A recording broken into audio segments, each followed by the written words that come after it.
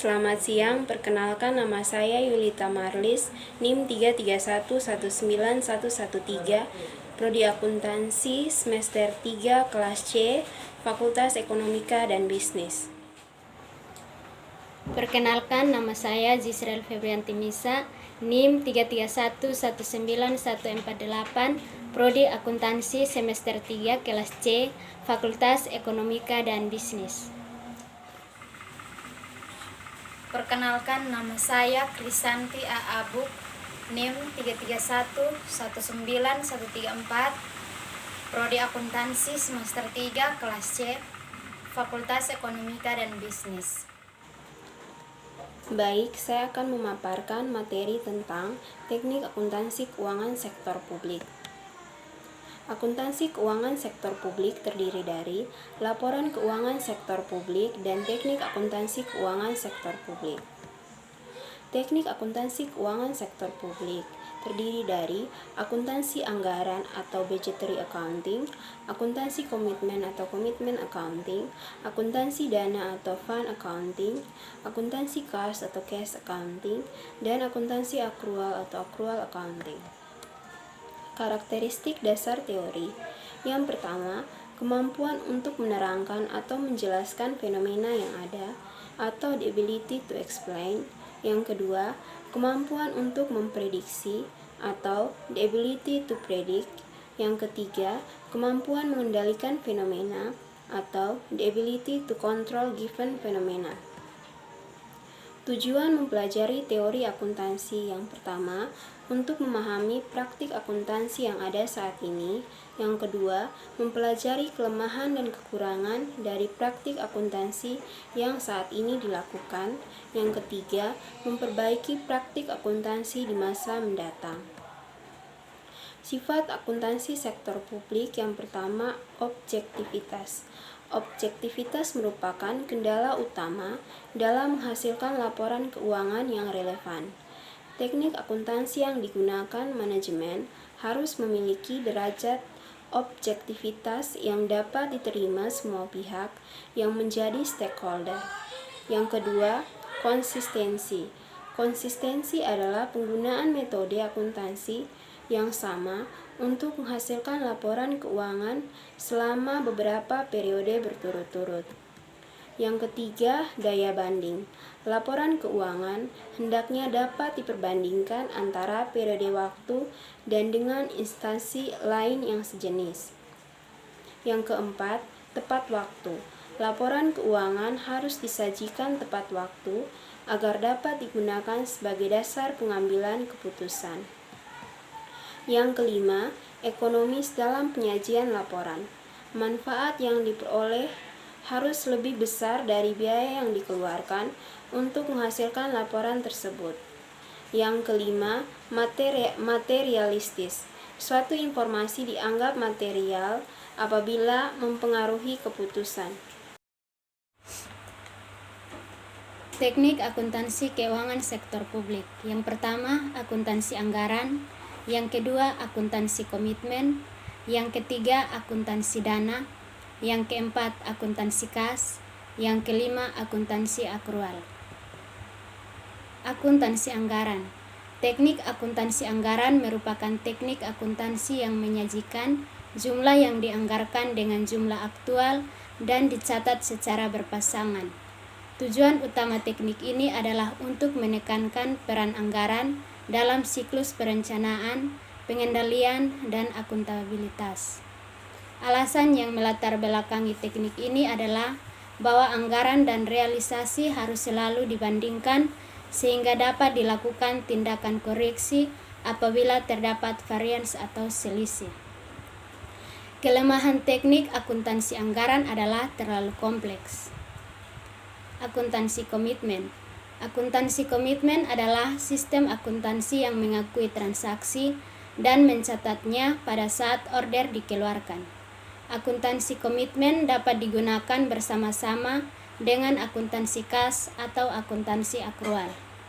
Tujuan utama akuntansi komitmen adalah untuk pengendalian anggaran. Akuntansi dana. Teori akuntansi dana pada awalnya dikembangkan oleh Vater pada tahun 1947 untuk tujuan organisasi bisnis. Masalah utama yang dihadapi organisasi publik adalah pencarian sumber dana dan alokasi dana. Ada dua jenis dana organisasi publik, yaitu dana yang dapat dibelanjakan, yang kedua dana yang tidak dapat dibelanjakan. Akuntansi dana.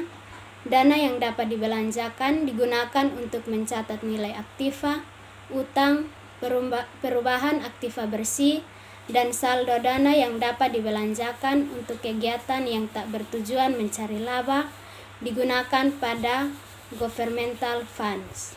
Yang kedua, dana yang tidak dapat dibelanjakan untuk mencatat pendapatan biaya, aktiva, utang dan modal untuk kegiatan yang sifatnya mencari laba digunakan pada organisasi bisnis atau proprietary funds.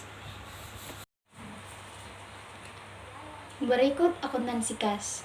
Yang pertama, penerapan akuntansi kas. Pendapatan dicatat pada saat kas diterima dan pengeluaran dicatat ketika kas dikeluarkan. Yang kedua, kelebihan kas basis adalah mencerminkan pengeluaran yang aktual, real, dan objektif. Yang ketiga, konsekuensi kas basis adalah dapat menyebabkan pemborosan anggaran. Berikut akuntansi akrual. Yang pertama, teknik ini diyakini dapat menghasilkan laporan keuangan yang lebih dapat dipercaya, lebih akurat, komprehensif, dan relevan untuk pengambilan keputusan ekonomi, sosial, dan politik. Yang kedua, expense adalah jumlah sumber daya yang dikonsumsi selama periode akuntansi.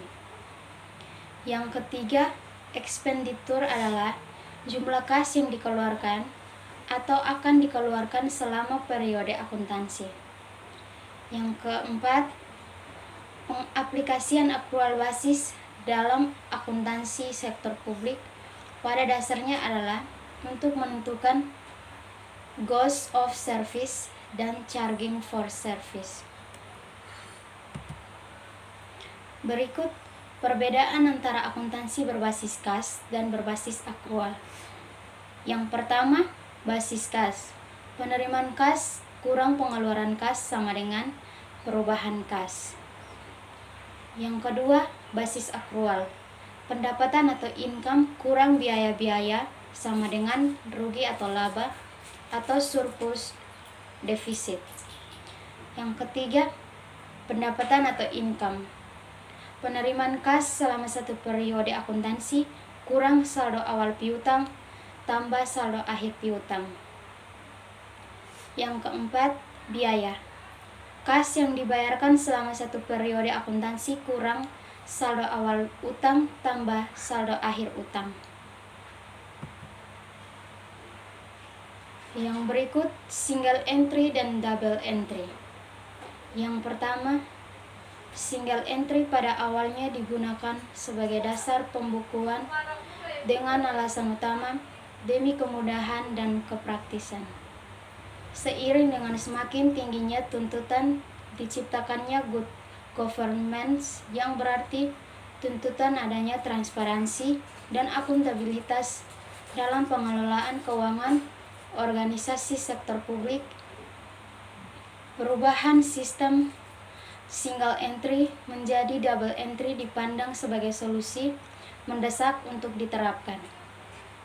Hal tersebut dikarenakan penggunaan single entry tidak dapat memberikan informasi yang komprehensif dan mencerminkan kinerja yang sesungguhnya. Yang kedua, pengaplikasian pencatatan transaksi dengan sistem double entry ditunjukkan untuk menghasilkan laporan yang auditable dan traceable.